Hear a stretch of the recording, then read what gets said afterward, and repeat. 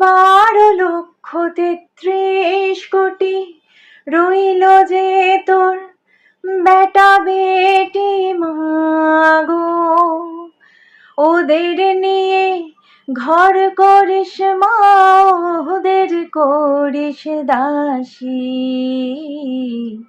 একবার বিদায় দে মা, ঘুরে আসি। 10 মাস 10 দিন পরে জন্ম নেব মাসির ঘরে মাগো, তখন যদি না চিনতে পারিস দেখবি গলায় ফাঁসি। মাগো, তখন যদি না চিনতে পারিস দেখবি গলায় ফাঁসি। একবার বিদায় দে মা, ঘুরে আসি। গানটার নেপথ্যে যে ঘটনাটা আছে তা আমাদের কারোর অজানা নয়, তাও আজকে বিশেষ দিনে চলুন একবার স্মরণ করে নেওয়া যাক। 30 এপ্রিল 1908 বৃহস্পতিবার রাত্রি 8:30। রাতের অন্ধকারে অপেক্ষা করছে দুই কিশোর, একজনের হাতে বোমা এবং দুটো রিভলভার। ইউরোপিয়ান ক্লাব থেকে বেরিয়ে আসছে একটা ল্যান্ডওলেট। এ নিশ্চিত কিংসপোর্ট সাহেবের গাড়ি। কাছাকাছি আসতে না আসতেই একজন পায়ের জুতো খুলে রেখে ছুটে গিয়ে বোমা ছুড়ল গাড়ির ভেতর। লক্ষ্য অব্যর্থ, চূর্ণ বিচূর্ণ হয়ে গেল গাড়িটা। এবার আত্মরক্ষার পালা। রাতের অন্ধকারে খালি পায়ে দুজন কিশোর ঊর্ধ্বশ্বাসে দৌড়তে লাগলো। একসাথে এগোনো ঠিক নয়, ধরা পড়ে যাওয়ার সম্ভাবনা প্রবল। তাই এবার আলাদা আলাদা পথ ধরল তারা। একজন ছুটল সমস্তিপুরের দিকে, অন্যজন নিল একদম উল্টো পথ, সোজা রেল লাইন বরাবর।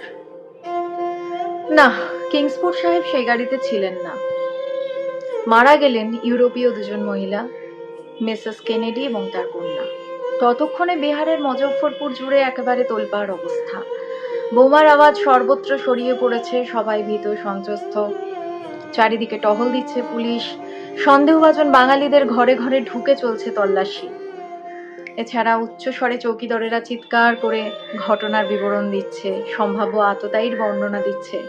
ধরিয়ে দিতে পারলে পুরস্কার। ঠিক হয়েছে সেকালের 5,000 টাকা। রাতের অন্ধকারে তখনও সেই কিশোর ছুটে চলেছে রেল লাইন ধরে। ক্ষতবিক্ষত হয়ে উঠেছে তার খালি পা দুটো, কিন্তু সেদিকে তাকাবার অবসর নেই যে। 24-25 মাইল টানা পথ পেরিয়ে সে পৌঁছলো ওয়াইনি স্টেশনের কাছে। ক্ষুধা তৃষ্ণার ক্লান্তিতে শরীর যেন তার ভেঙে পড়তে চাইছে। কাছাকাছি একটা দোকানে মুড়ি কিনে খেতে শুরু করলো সে। প্রবল তৃষ্ণা নিবারণের জন্য চেয়ে নিল এক ঘটি জল, কিন্তু সেই জল খাওয়ার সৌভাগ্য তার হলো না।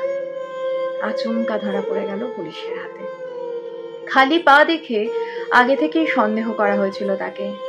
ছুটে পালাতে গিয়ে পকেট থেকে পড়ে গেল রিভলভারটা। ব্যাস, সব শেষ।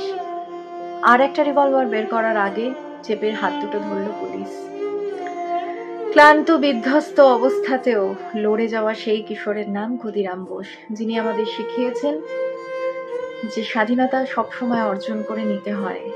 হাজার রক্তের বিনিময়ে আজ যে আমাদের স্বাধীনতা, আজ যে স্বাধীনতা দিবস, তাকে আমরা নিছকে একটা ছুটির দিন বানিয়ে রেখেছি। কিন্তু তার মৃত্যুদিন 11ই অগস্টকে পেরিয়েই 15ই অগস্টে আসতে হয়। তাই আজকে আমার নিবেদন ক্ষুদিরাম বসুকে। সবাই ভালো থাকবেন, তার প্রতি বিনম্র শ্রদ্ধা জানিয়ে আজকের প্রতিবেদনটা শেষ করছি।